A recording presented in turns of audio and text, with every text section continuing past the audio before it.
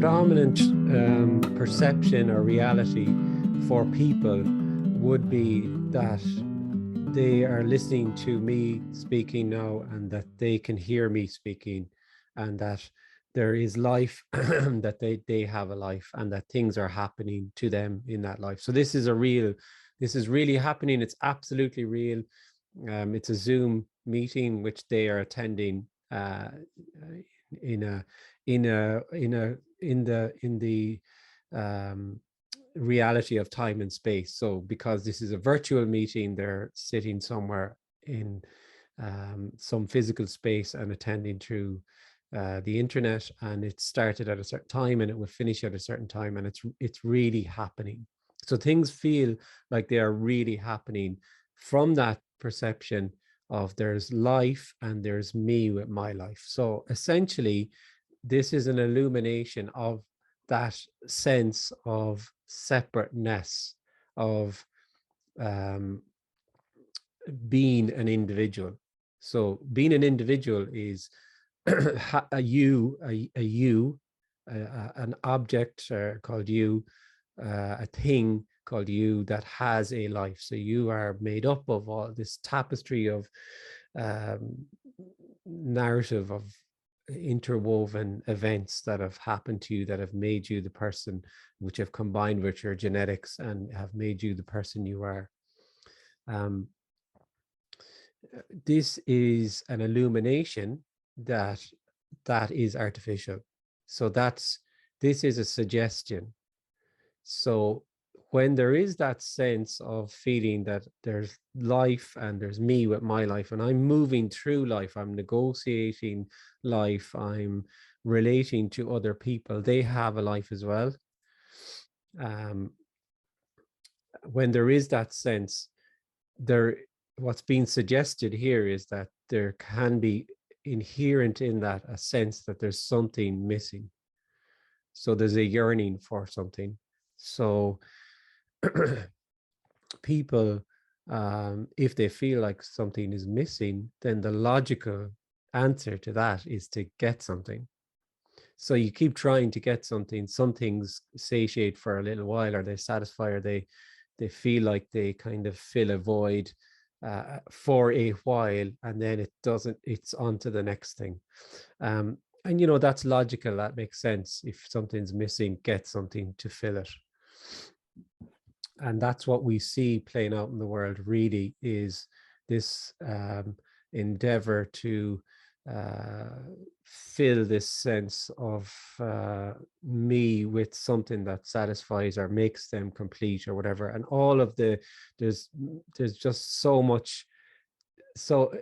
many different ways of describing this, and I'm very much simplifying this down so to speak about it in very simple terms, and there would be almost no agreement on what I've just said, because people would describe it totally differently and feel that they're doing something different, or it's about some other goal or other targets or whatever, as to do with some belief system. But in simple terms, that's what's appearing to happen, is that there's a sense of, for people, that they are separate, that they have a life, and there's a sense of trying to get somewhere and always moving towards something better. And there's a sense that there could be something that will satisfy or will address this sense of lack, of yearning, of loss. What's being shared here is that actually what's being yearned for does not involve you getting anything at all. There's nothing that you can get that will ever satisfy. And that's why any time you feel you've got something, a state of mind, an experience, that's why it's always transient and it never lasts. And what's being yearned for involves an apparent loss. Apparent's very important there. It's an apparent loss. It's a loss of this sense of you and the world, a loss of the sense of separation, a loss of the sense of being a separate individual. And the suggestion here is that actually already there is no individual. So it's very, very simple what's being shared. And it's very difficult for that feels like an individual who is accustomed to doing A and B to get to C, and always wants to be given something, some sort of prescription to do something to get somewhere. This is the illumination from nothing, that there is only energy, and energy is nothing being everything. And actually what's yearned for always is just simply already what appears to be happening. Very simple, very ordinary, could not be more ordinary, simple, direct.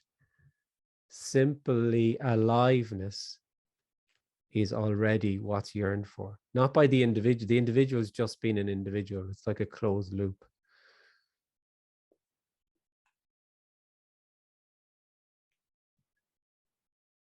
We as individuals reject what's appearing to happen in favor of what might happen. So there's a continual rejection of what's appearing to happen in favor of what might happen, and a sense of moving in time and space towards something. This suggestion can resonate. It can be heard. It's energetic. So the sense, what's being shared here and suggested can resonate, and there then is often lots of questions, and that's what this sharing is about, is that there's there's a suggestion being made, and that there can be a question can arise about it, and there seems to be an answer. But it can also be seen that there is no answer to the question. It's not about knowing anything or understanding anything. And all of it is simply energetic. It's to do with a resonance. And that sense of being separate, being the one who's hearing these words, can collapse. It can be that there's just the sound, there's just sitting, there's just a thought, there's just seeing whatever you're seeing. There's just simply whatever appears to be happening. There's nobody who these things pour through. It's an artificial overlay.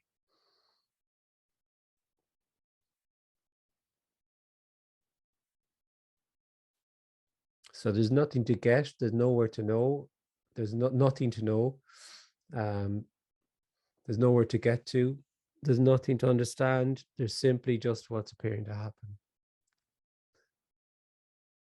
So we'll see what happens this morning. Apparently it happens this morning.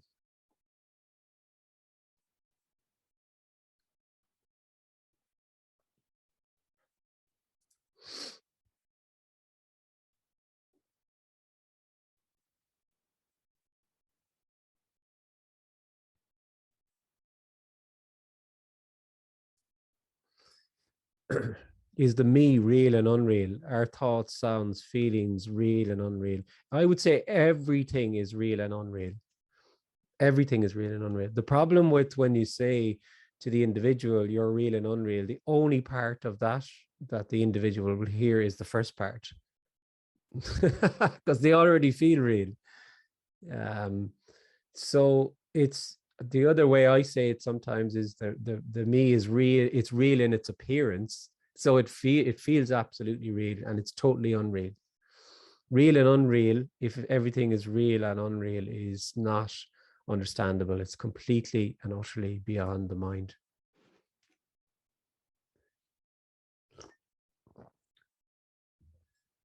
The person, the individual, is living in the real. It's only, everything is only real. And then nothing is turned into an object called nothing. Like we see this in how we think about death.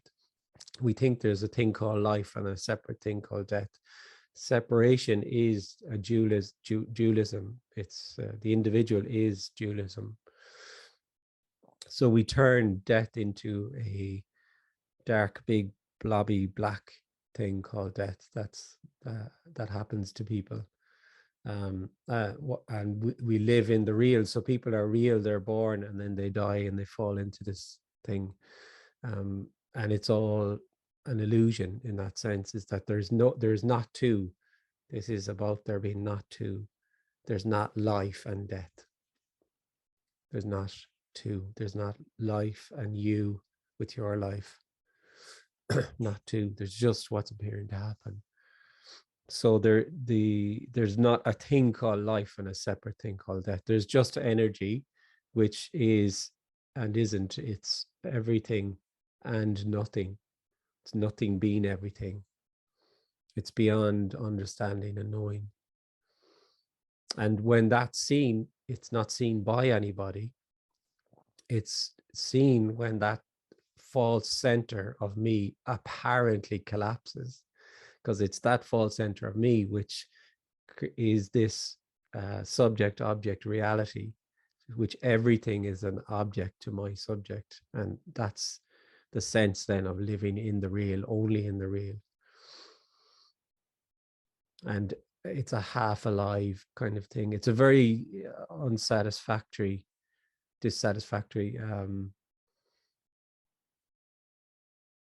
perception or way of being. It's there's something about it that the individual could never put their finger on. There's something about it that doesn't quite satisfy, and of course it doesn't, because it's half of the picture. It's living in the real, and the unreal can't be seen. And the unreal isn't seen by you. It's when that apparent center apparently collapses, then everything is obviously empty.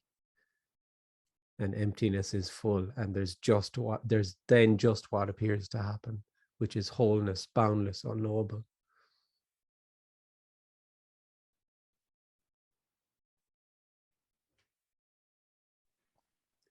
Hi, Kenneth. Oh, hi, Stephen. This resonance that you mentioned, what is it? Or not what is it, but what is it? Not what is it, but what is it? So like, it's not a thing, so it's very hard to describe. A resonance is a sense of energetic sense of this communication ringing a bell, or whatever way you want to put it, but not in a way that's intellectual, which can also happen as well. Like it can resonate, it can ring a bell on a conceptual level too. That's fine, but it's not a goal of communication. If I could describe what the resonance is, then it's not describable.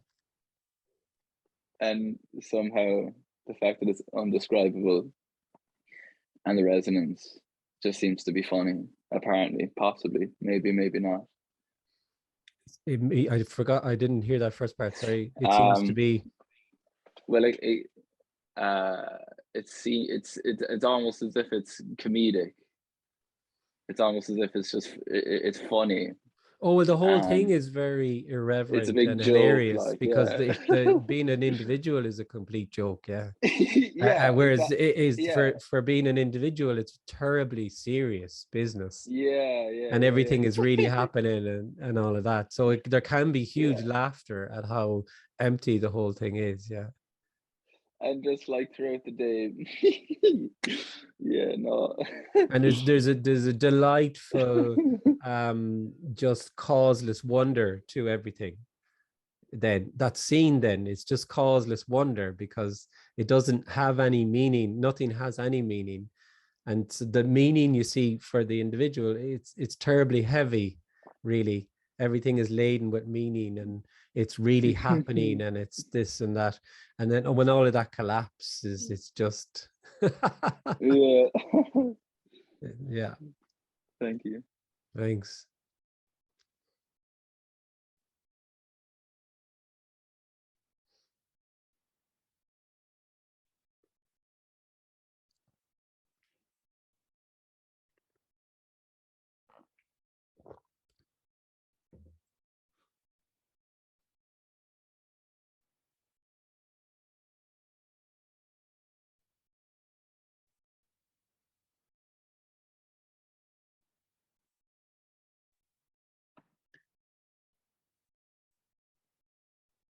Hi, Kenneth. Oh, yeah. Katerina here. I wanted to ask you this sense of something missing, not being satisfied, yearning, whatever you may call it. Is it part of your memories before? Did you also have that There's before? nobody, once you feel separate, once there's a sense of separateness, then there's a yearning, simple as that. So there's nobody, as far as I'm concerned, that isn't yearning if they feel separate. But for some, it's much more prominent and obvious, and there's much more of a sensitivity around it. And for others, it's like there's such a complete being lost in the game that there's not so much a sensitivity of it, and they just feel totally locked in that they have a life, and that it's just that's the way it is. That's the beauty of it. It's totally different for everyone. Here there was a sense, there was always a huge sensitivity around it, and a huge sensitivity around that there's something else, from being a very young child. Yeah. So that's not uncommon either, though. No, I don't want to make that sound like as if No. Sometimes people talk about that, and it makes it sound a bit special, but it's not uncommon at all that there can be a sensitivity around it.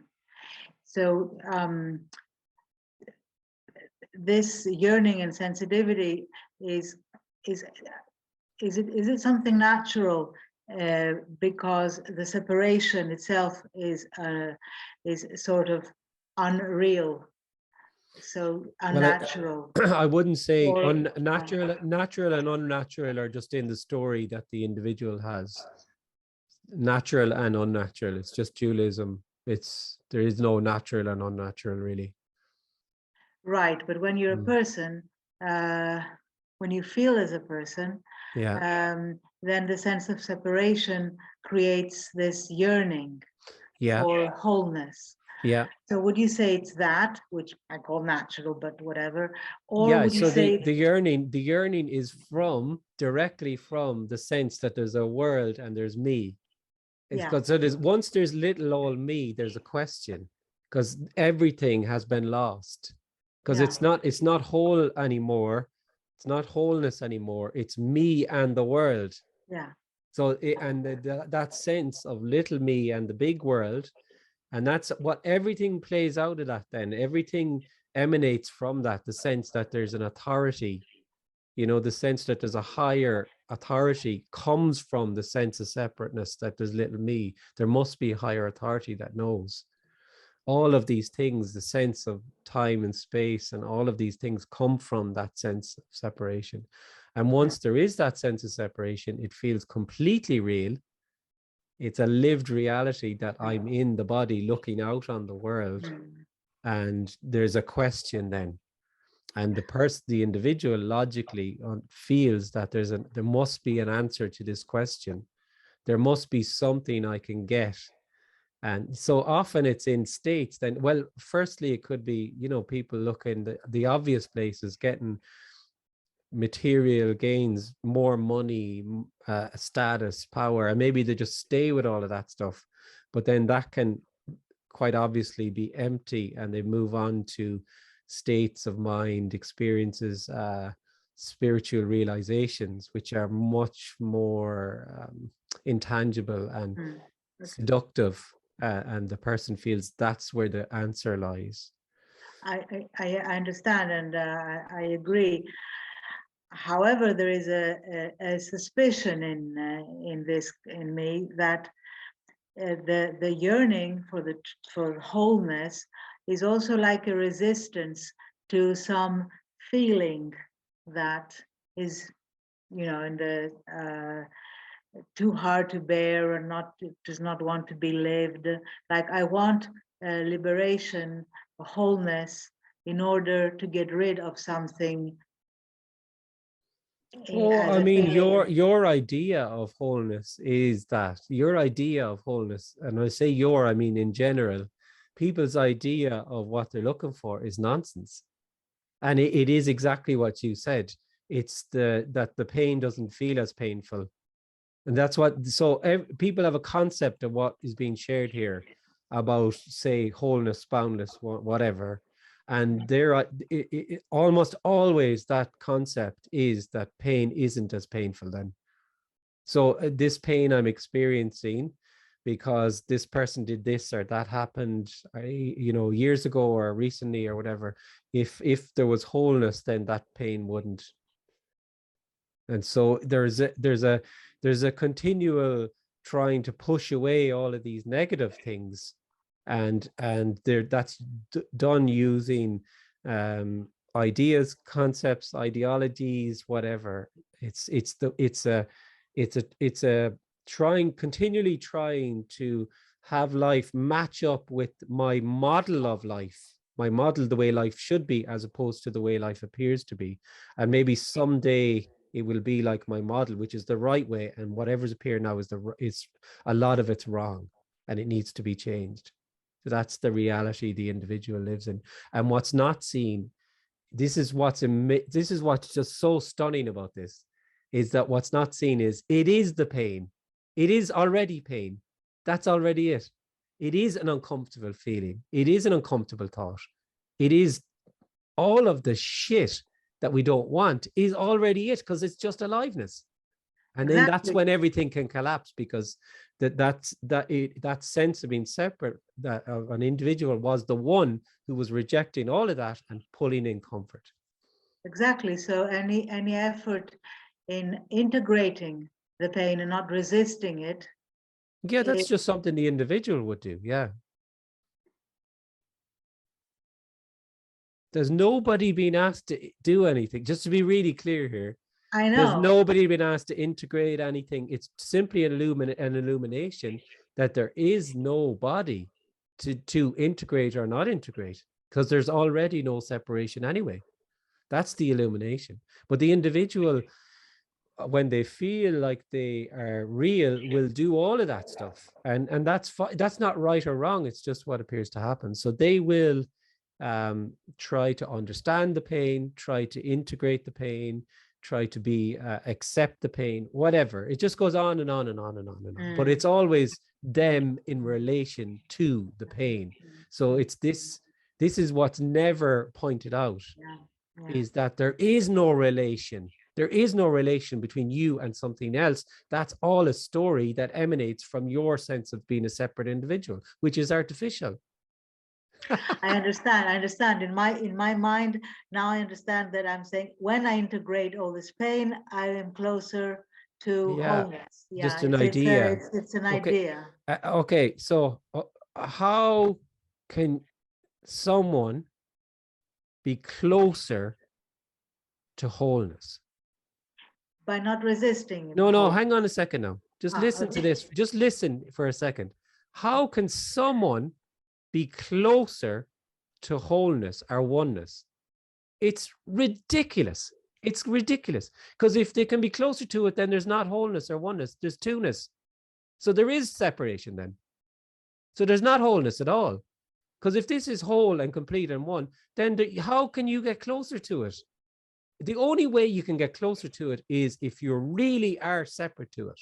Then if you're really separate to it, you can move closer to it. And that's what 99.9999999% of all the messages are telling you, is telling you how you can approach wholeness by seeing that you're not real, whatever. It's just, the list goes on.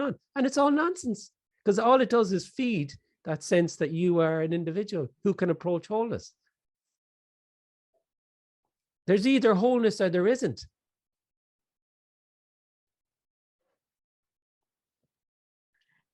Okay, and the whole narrative of the reasons why wholeness cannot be seen is just a narrative. Then it might help the individual, the separate individual, feel better in the separateness if pain is integrated and not resisted. But it has nothing to do. There's nothing to do, like no narrative has anything to do with what's being shared here.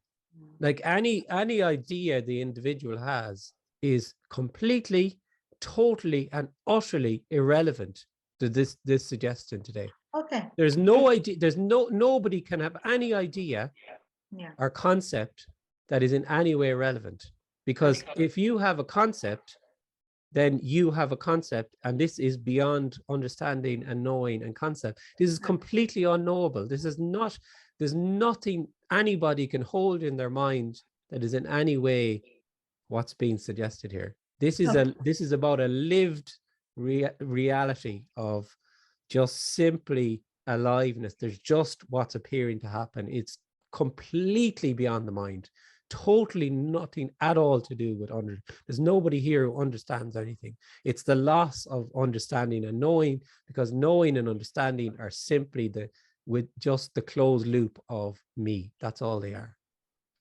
Okay, thank you. Okay. Thanks.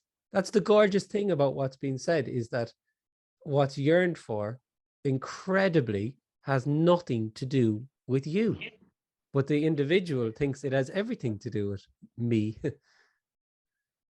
Yeah, exactly, because there's always a, yes, of course, yeah, it's a loop, like you say. Yeah. It's a loop, yeah, and all the individual can do is objectivize a thing called wholeness and think that they can do this or they cannot do this, or avoid this and do the other thing, and it's all just a story that just goes around and around. Okay, thank you. Thank you. Hi, Laura. Hi, Kenneth. So I'm so sorry, but like, what do you think? Why, for example, me or other participants are here? I mean, for you, it seems to be so fucking clear, and you're sitting there telling me, oh, it's ridiculous, la la la la la la la la la. Oh, poor little me. But I mean, it's like, I mean, like, sorry, can I just interrupt at this? Can I just interrupt? Yes. So at this point, you're not here. You're not here. It's simple. So there's nobody here. There's nobody in attendance at the Zoom meeting. But there, people speak and then they report that they feel they're in attendance at the Zoom meeting. So that means that I'm projecting onto you something which is not existing. You, from the way you're speaking, it would appear that you feel that you're attending a Zoom meeting, and then you're asking me, why am I attending the Zoom meeting then? And then what you're doing in your question is you're then attaching that to what appear as other people, and you're assuming they also feel like individuals, and you're questioning why they are also attending the Zoom meeting. So when you feel like an individual, you see other individuals and you feel there's a reason for you and there's a reason for them that you're assigning. That's all a story that you just said there. But don't you think that people attend to these meetings because they hope for something? There's an expression, there's a sharing, right? And that resonates in some way. Mostly it goes unheard, and mostly people want something from it which they can integrate into their lives. That's totally fine. It's just part of it. And there's no way of telling. There's absolutely no way of telling if that it's that or how much of that is happening and how much it's just resonating with what they already are, which is just energy. There's absolutely no way of telling. So this is a sharing from nothing, and that resonates. So and it appears to resonate. And I then hear from people, both in meetings and afterwards in communication through email and in one-to-ones and on the phone, and it does resonate. Simple as that. Mostly it's the individual who wants something out of this, and that's just what appears to happen. But it also means that this right now, what was going on happening was only happening and there was no one doing it. So like this energy coming up in me, like, oh, like that could be like la la la la la, and then you responding whatever you have said is only what's happening. That would be also this happening, right? Obviously, yeah. And I have no choice. Like, it's like you have no choice, I have no choice. Like, well, hang on a sec. There is no individual. So there's no individual. So all of that collapses then. You know, because like at the moment, it's very hot topic about free will. And there's you do have free will, you don't have free will. The Sam Harris crowd and the other, and they're all kind of joining different camps, right? Yeah. And they're missing the point. The bigger point is there's no you. Because what the people who are saying, obviously you don't have free will, they're also missing the point. Because they're still feeling like there's an individual, and then what you see then is, okay, there's no free will, and oh, this is a huge realization for me and it's improved my life or whatever. That's fine. That's what's appearing to happen. But the free will and all of that is choice, free will, time, space. All of these things are all just an aspect of the sense of a separate you. That's all. So the biggest illumination is that there's no separate you. There never has been. That's the one that we're most intrigued by, most drawn to, and most scared of. We're terrified. People are terrified of what's being shared here in the exact same way that they're terrified of death. People are terrified of death because they're terrified of their absence. Yeah, and they're most drawn to the thing that they most yearn is their absence, and the thing they're most afraid of is their absence.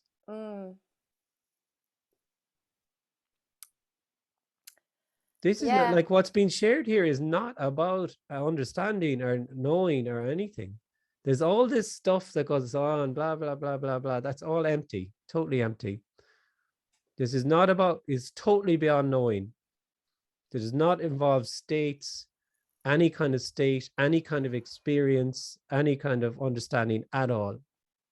Totally and utterly irrelevant. Yeah, and I can also not take something from it and then like put it on my night shelf so that it is like talking to me whenever, whatever, like, the individual will appear to do that, or they won't. It doesn't matter. There's nobody here trying to get people not to do that. Like the individual will intellectually engage with, that's what they do. So that's what appears to happen. All that can be illuminated is that it's beyond that. It's beyond understanding. People can understand, kind of feel they understand this, and sometimes by this through this communication, there can be that they have certain ideas of the world and a paradigm of the world and concepts, and they can collapse, and that can feel very freeing as well. But it's not, again, it's not a goal. It doesn't matter. Or people could get into this and feel tortured by it, and that's what's appearing to happen.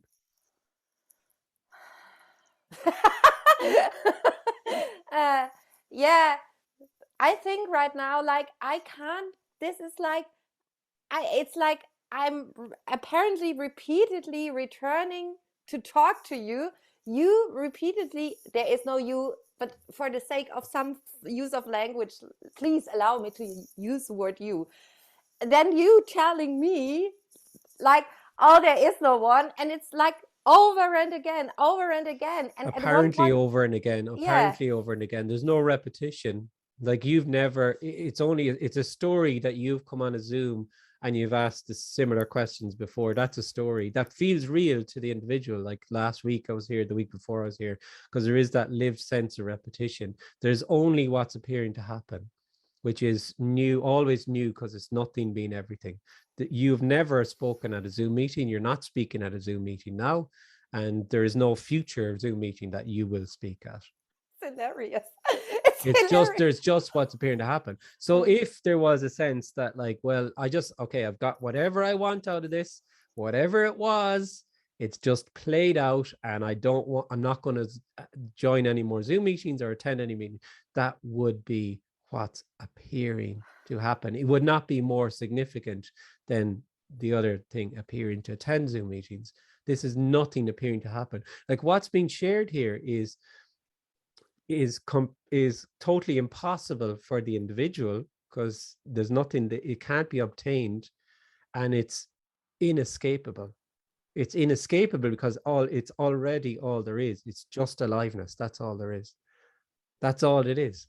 It's very Yeah, I can Simple. only right now throw another concept in this direction and then wait how it's like smashed down. Yeah. Anyways, yeah.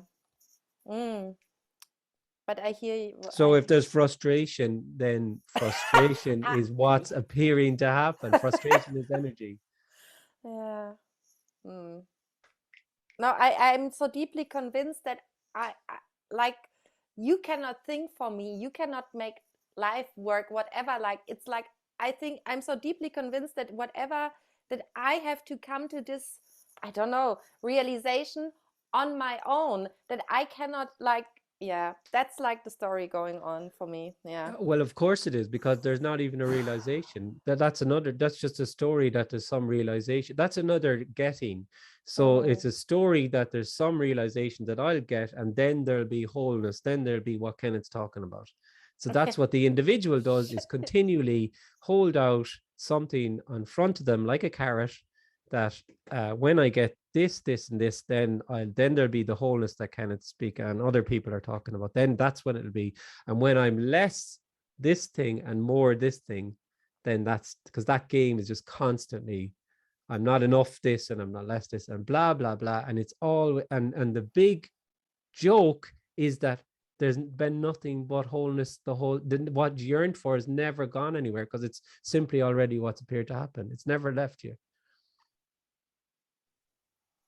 It's not what you think it is. It's simply ordinary aliveness.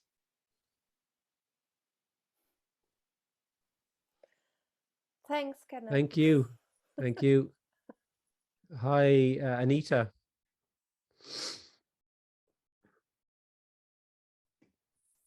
Hi. Yeah, so it feels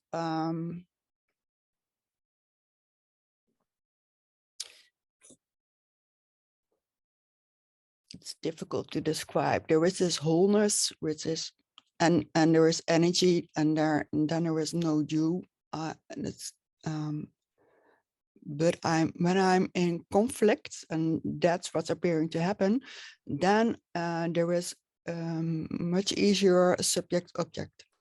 Mm-hmm. And that's also what's appearing to happen, but yeah, it looks like that's yeah, in the society there are some rules, and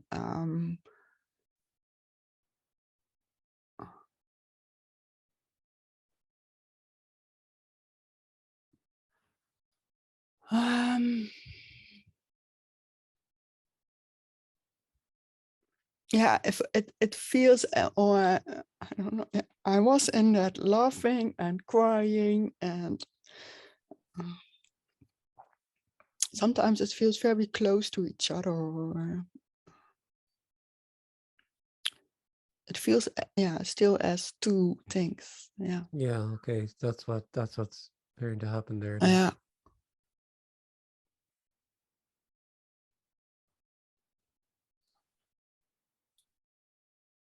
Okay, thank you. Thanks. Hi, Pramali. Hi, Kenneth. Thank you very much for doing these things. It really helped me in my journey. So life is much easier. Everything is sort of, still there's me. And this question I'm asking confirm that there's me. So the sadness, like the happiness or feeling nice, just happened. No reason. And I can't explain, it just happened. No reason.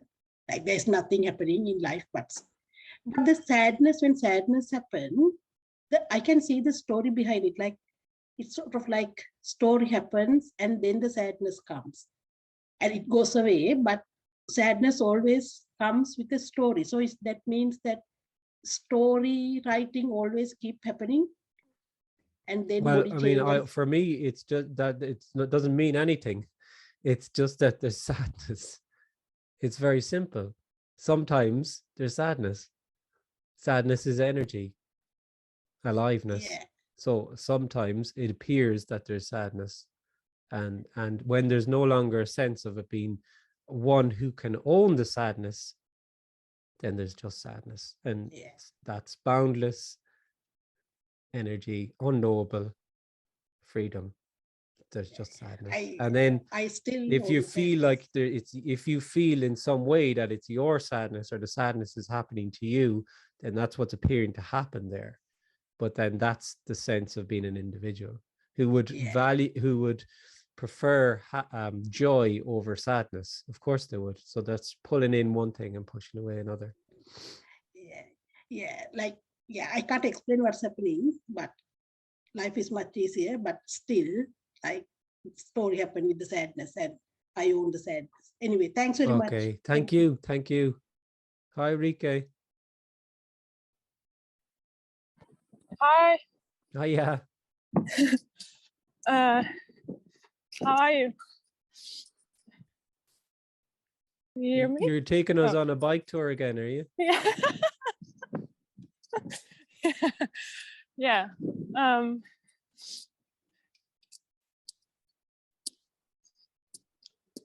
Nothing and aliveness. Would you say it's both?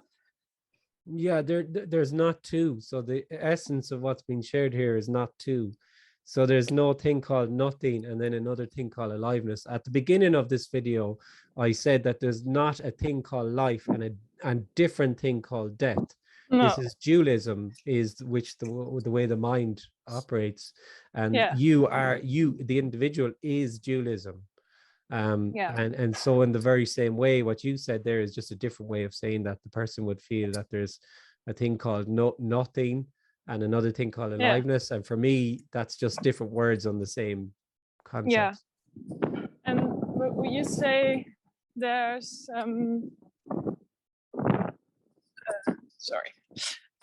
there's difference.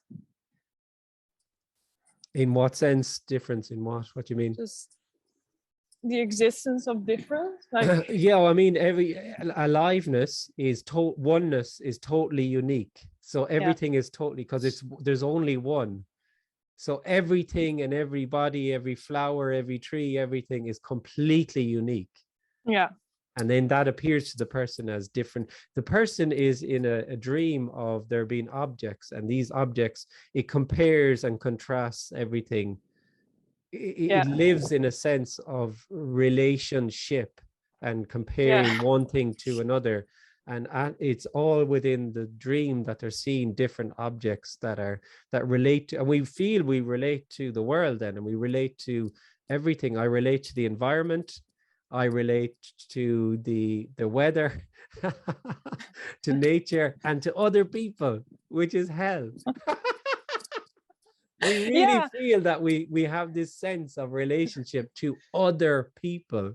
Yeah, and we feel that, oh, you know, this is the way I am. We have a concept then about how we come across to other people, and we and how we and it's just endless. And this is very simple. There are no other people. There's just life peopling. That's all. You don't have a relationship. There is no relationship. It doesn't exist. It's just story. It's an appearance. That's all it is. Yeah. And then that's the freedom. Like, it's woohoo! Yeah. I just aliveness. Or unbearable. Or the neurosis can collapse or most of the neurosis. Yeah, but it's the unraveling of neurosis that's still there. I mean, I just had this funny experience on the bike where I was watching you guys, and then there was this woman coming past me, and she nodded like what's this girl doing with her phone? It's not safe. And then I first thought, oh shit, and then I thought, and then you were saying something of but no one's there or something, and then it suddenly didn't matter what she thought. Because it was just an appearance. Because and the difference is there's nobody in there thinking anything.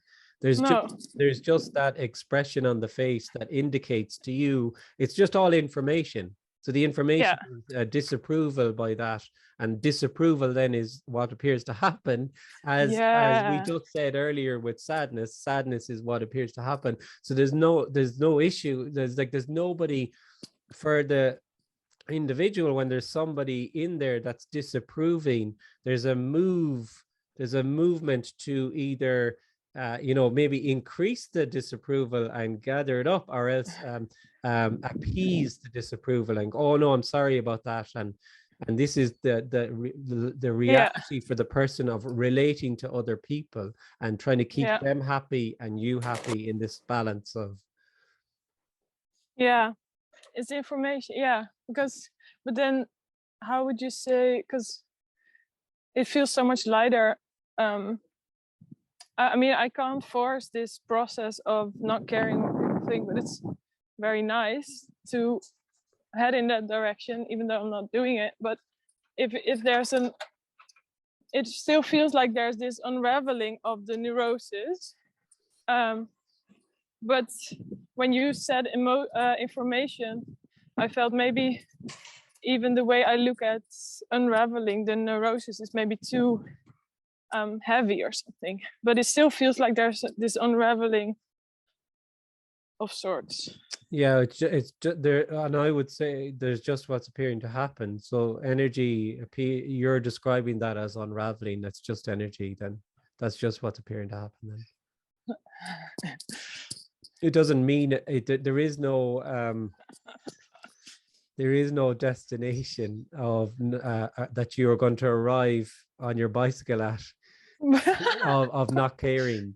Like that's the mind just, okay, there's this sense of I don't care because there's nobody in there. There was just approving look, and maybe this is a process and I'll somehow get to a place where there is no destination. There's just what's appearing to happen. But okay. I mean, I feel that time doesn't exist, but then well, I don't really say time doesn't exist. I say that time is real and unreal. Like everything is. That's what we started with the beginning of this. Someone said, are you real and unreal? And it's like, yeah, I mean, if everything is real and unreal, and that's totally beyond understanding and totally beyond the mind. It's an appearance. So in the same way, time is an appearance. So we logged on and we're going to log off in a few minutes. Okay. And that's it's a function in the story. That's all it is. It's empty. It's completely empty. It's just something that appears. But then my question becomes clear, because I see the same nuance of both real and unreal.